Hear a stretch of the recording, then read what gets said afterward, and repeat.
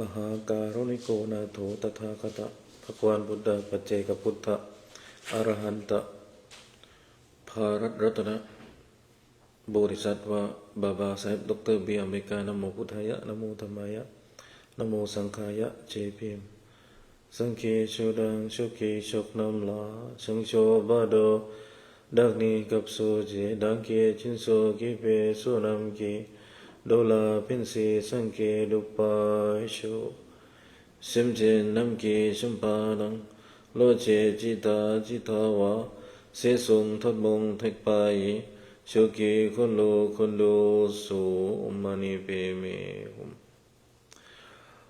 Homage to the blessed one, the worthy one, the perfectly self-enlightened one.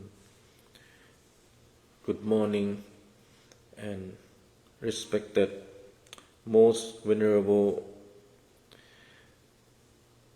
and greeting to all upasok, upasika,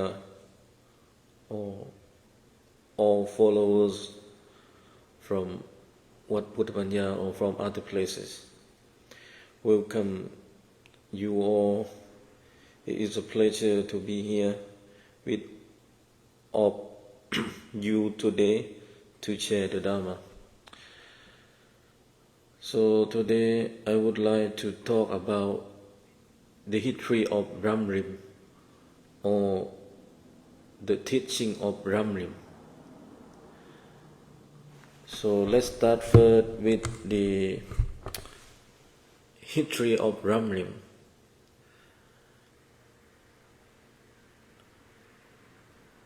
So Ramrim actually from Kelupak side, and we will come to see more the informations. So the origin and history of Ramrim, the term Ramrim means in Tibet, with Tibetan language, Ramrim is in Tibetan language. Literally translated to state or path to enlighten. In the 11th century, Buddhism in Tibet faced widespread confusion and misinterpretations of the teaching. To restore clarity, King Yeshe O and his nephew Changchop O invited the renowned Indian master Atisadipankara to Tibet. So remember that Atisadipankara, he was a master from Vikramsila. Originally he from Bangladesh. So in the current understanding, he from Bangladesh, but at that time he from Bengal. So to address the situation, Master Atisa compiled the foundation text that we call Bodhipatipa.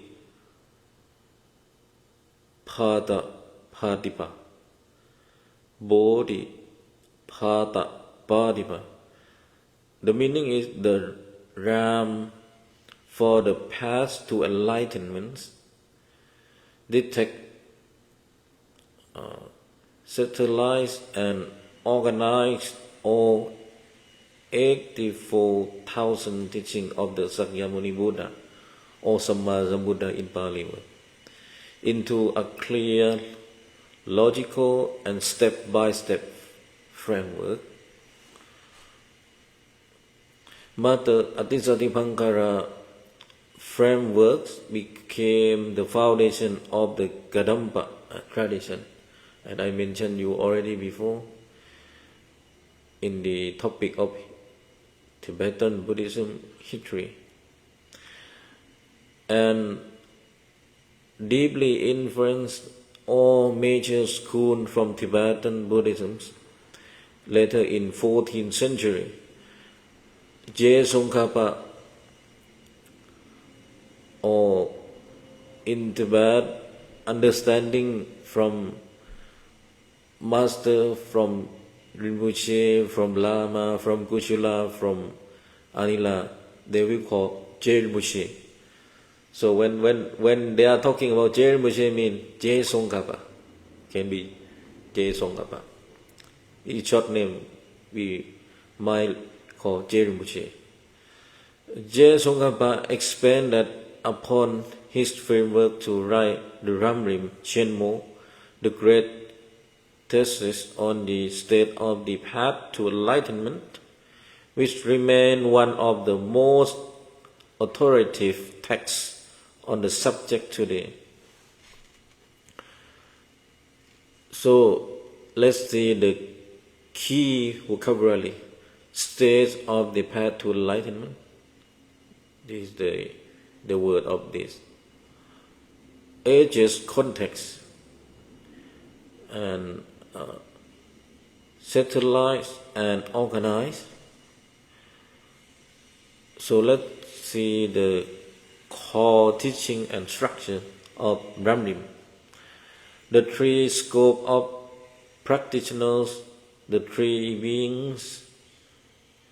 The Ramrim structures spiritual practice according to three levels of motivation and capacity. The small scope initial levels go to avoid rebirth in lower realm. First, the goal to avoid rebirth in the lower realm. So can be hell, hungry, gods, animals, There is the unhappy realm, I can say that. Can be hell, hungry gods, animals, and secure out comfortable humans or heavenly rebirths. Key practice, let's say the key practice, to contemplating the preciousness of human life, meditating on death and impermanence, talking, refill in the three jewels, and living in accordance with the law of karma. So let's see the medium scope intermediate levels. The goal is to attain personal liberation, nivarana, from the circle of existence. We call samsara or sangsara in Thai word. Key practice, contemplating the Four Noble Truths, understanding the suffering of circle existence, abandoning delusion and practicing the three higher training. And let's see the last one, the great scope, advanced Mahayana level. So the goal is to attain full Buddhahood in order to liberate all sentient beings from suffering. The key practice is generating bodhicitta. So bodhicitta, that word, if you want to understand deeply, please read Bodhicanyavadara, that written by Mahapandita Sandideva, one of great master from Nalanda. And the key practice is generating bodhicitta, practicing the six perfection or paramita, or six parami, or 6 บารมี 6ในความหมายของพุทธแบบทิเบต by the Tibetan Buddhist understanding that they call six perfection or six parami. But in Theravada, we have 10 parami. But if we bring together and compare, it doesn't much difference, not much difference. It's really close. Because in the 6 parami, some part of parami is close to 10 parami in Theravada. And realizing emptiness, shunyata. So always when we study about Tibetan Buddhism, whatever school, whatever Yingma Pa, Kaicho, Chonang Pa, Sakya, Gagyu, or even Gelugpa, Bonpo, they will emphasize and try to teach you about shunyata or emptiness. There is very strong emphasis from Tibetan Buddhism point of views, I can say that, to realizing emptiness or shunyata. And also, if we try to comparing with the Theravada in Thailand, you might heard all the time Master Buddhapanya, he always mentioned about shunyata or emptiness, or we call ความว่าง shunyata or emptiness means ความว่างว่างเปล่าจากความหมายแห่งความเป็นตัวตน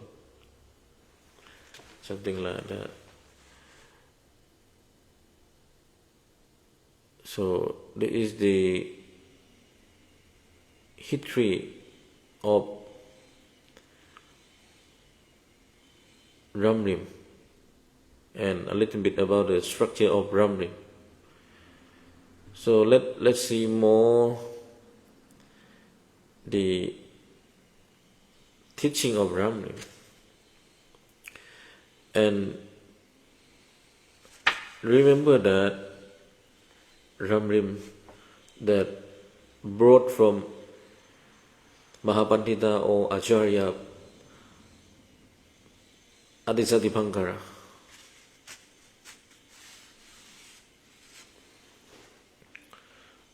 And that time he from Vikromshila.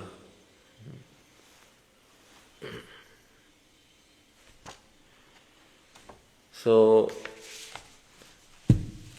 the sound of Ramrim is like the summary what the Buddha taught. I feel that, And the motivation of Ramrim is look forward to be a Buddhahood.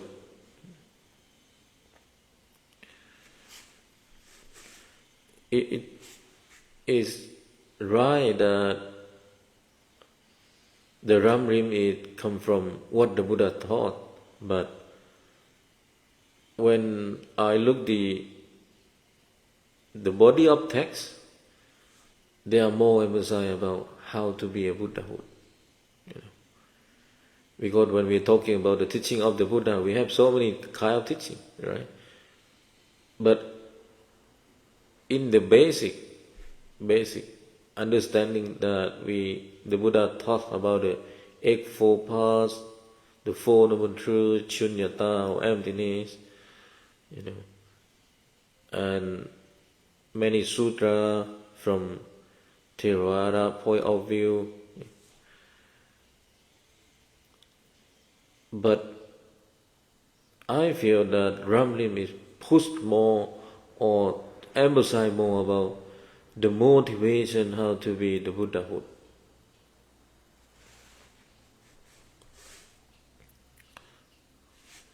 So we will see more in the teaching of Ramrim.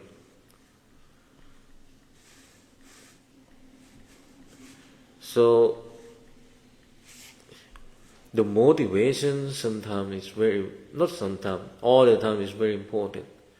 I mean, the motivation to be Arahanta or to be Bodhisattva or to be Buddhahood.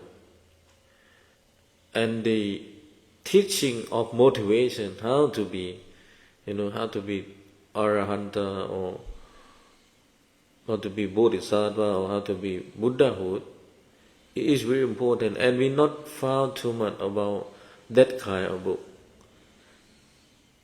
We will found, okay, there is the teaching of the Buddha, there is the Four Noble Truths, there is the Eightfold Path, We found that. We found that kind of information. But the motivation, inspiration that we found from the Buddha to be Arahant or to be Bodhisattva, to be Buddhahood, is not easy to find that kind of book. Right?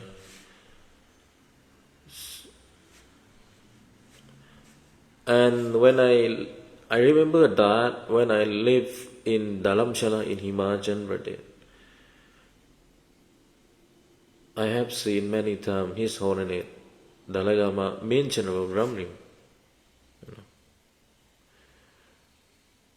So let's see more information about Ramrim.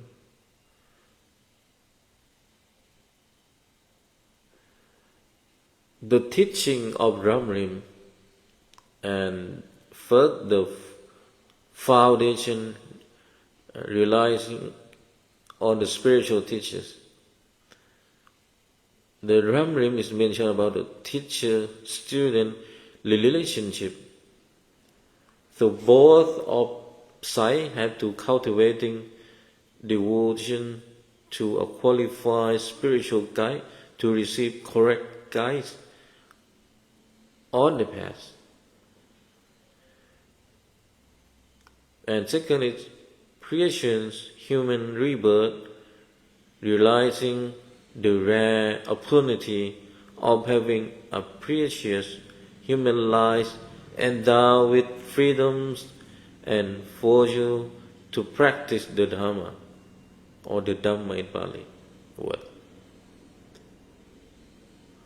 So what we, Ramlim try to emphasize. And second is the small scope, initial level of practice. And I mentioned before already, the goal of Ramlim is to teach us to avoid rebirth in the lower realm. That can be hell realm, hungry god realm, animal realm, and secure a fruitful rebirth as a human or deva. One is mindfulness of death and impermanence, remembering that death is certain and its time is uncertain to overcome attachment to this life. Die is certain,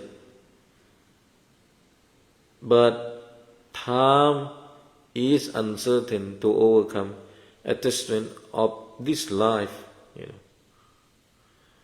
When we're talking about certain and uncertain, I heard that story from the Theravada side also, that I listened from, maybe if I'm not wrong, I listened from disciple of Ajahn Chah. I cannot remember his name, I'm sorry. So mostly when the American people or white people, or can be, not only white people, British people, when they meet, when they greeting, they will say that, "Hello, how are you?" And the person will reply, "I'm fine, thank you, and you?" And one upon a time, Ajahn Chah came, and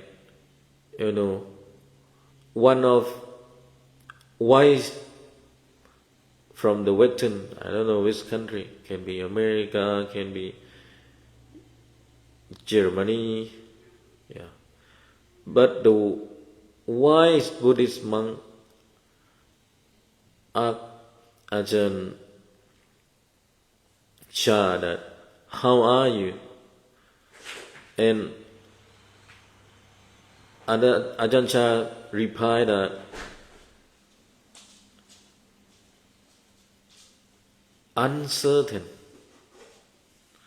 Uncertain means in Thai word, ไม่แน่นอน So many wise Buddhist monk or the disciple of Ajahn Chah, at first time when they heard from Ajahn Chah uncertain, they feel confusing. What is that? Why Ajahn Chah talking like that? But if you understand about the idea or the practicing about the shunyata or emptiness or anicca,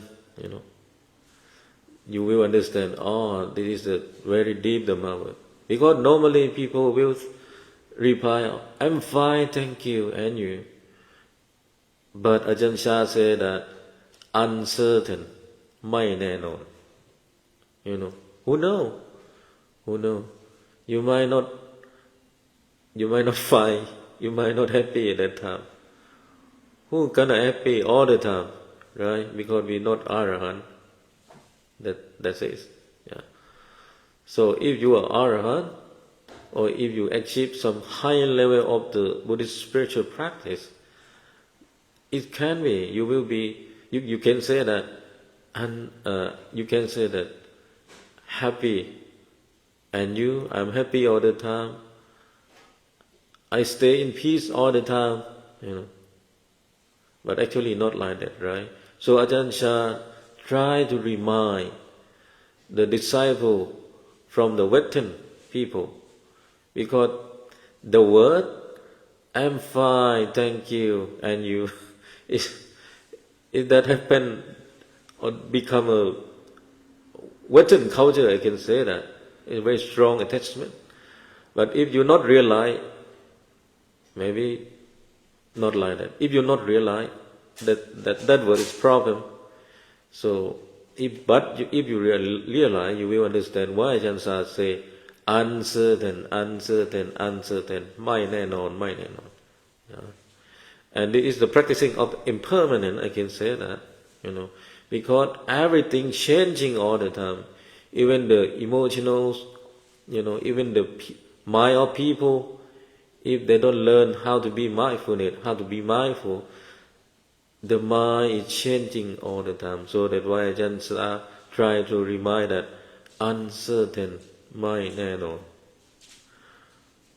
Okay, that come to reflecting on the lower realm, understanding the insane suffering of low state of existence to generate a deep desire for protection. Right? Reflecting on the lower realm, understand the intense suffering of low state of existence to generate a deep desire for protection. And talking refuge in the three jewels, and entrusting oneself to the Buddha, Dharma, and the Sangha as the true source of refuge.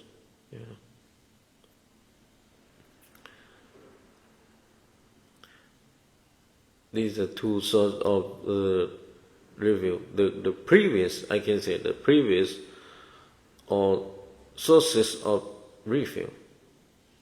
What about the Buddha, the Dharma, and the Sangha, or three ratna, or the tree of refugees. And let's see the law of karma, cause and effect.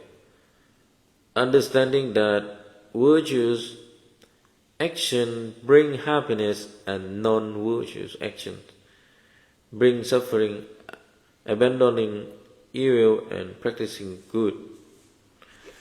This is what the Ramrim try to emphasize. And the goal is to attain personal revelation, we call Nivarana. In Sanskrit we call Nivarana, in Pali we call Nibbana. From the entire circle of rebirth, that means to overcome samsara or sangsaravat in Thai word. Samsara in Sanskrit word. In Thai word we call sangsaravat. The truth of suffering, contemplating the pervasive suffering inherent in all circle existence, chain, pain, and condition existence. So let's see the circle, the cyclic existence can be chain, pain, and condition existence. A lot of obstacle, a lot of chain, a lot of impermanent, I can say that. And the origin of suffering identify ignorant or avijja. In Sanskrit we call avidya, avidya. And affective emotion,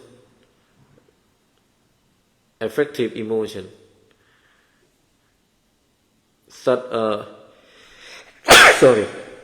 the attachment and anger at the root cause of suffering.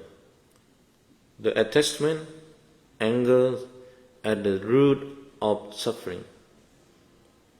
Not only anger, can be greedy, any kind of negative thing. This is the root of cause of suffering.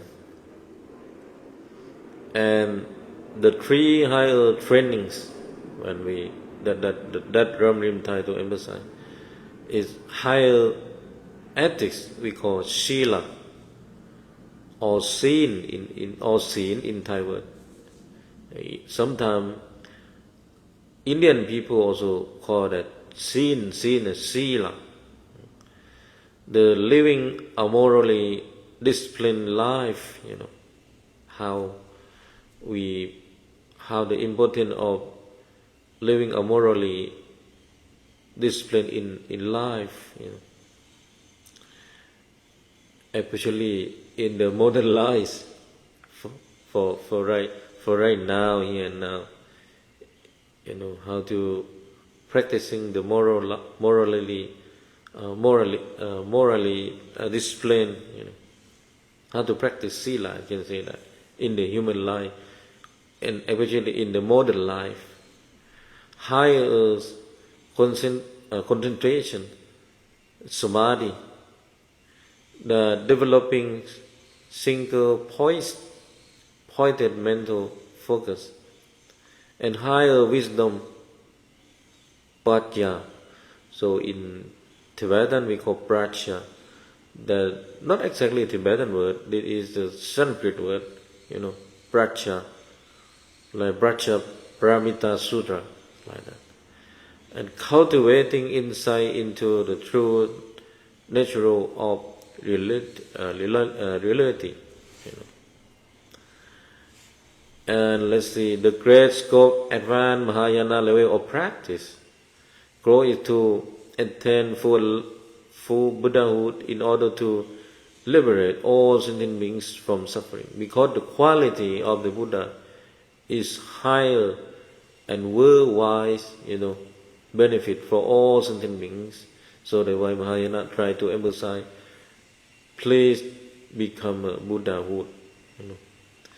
So the great scope advanced Mahayana level of practice try to emphasize the developing bodhicitta that you can learn from Bodhicharyavatara, the generating the loving kindness to the benefit of all sentient beings, and truth, compassion, and loving kindness. And lastly, that Ramrim Shenmo try to emphasize about the sixth perfection of paramita. The number one is generosity, dana, giving freely without expectation. Let's see, if you want to do dana, before you do, during you do, after you do, that try to generosity, dana, giving freely without expectation. You will get already punya or merit, you will get already, but don't make a strong hope, and strong hope can be very strong attachment too, right? And second is ethic or sila, maintaining the purity of conduct, and patience, khanti, enduring hardship and anger with peace, and altruistic effort, virya, joyful, perseverance in virtue and meditation, dhyana in Sanskrit word, achieving calm, abiding. So in Tibet we call Gom in meditation. And the last one is wisdom or prajna, realizing spiritual insight, vipassana. Realize emptiness, shunyata, understanding that all phenomena are dependent, arising, and lack inherence, independent existence, with permanently eliminates ignorant, And so for now and for today, I will stop from now. And thank you for you all pay attention and be patient with me. So I hope my Dhamma talk that you will gain some benefit for you to understand about Dhamma from the different point of view. And lastly, I will keep blessing in Pali chanting. Bhavatu sappha manghalang rakhantu sappha devata sabba buddhanubhavena sabba dhammanubhavena sabba sankhanubhavena satha soti bhavantu te. Thanks again. See you next time.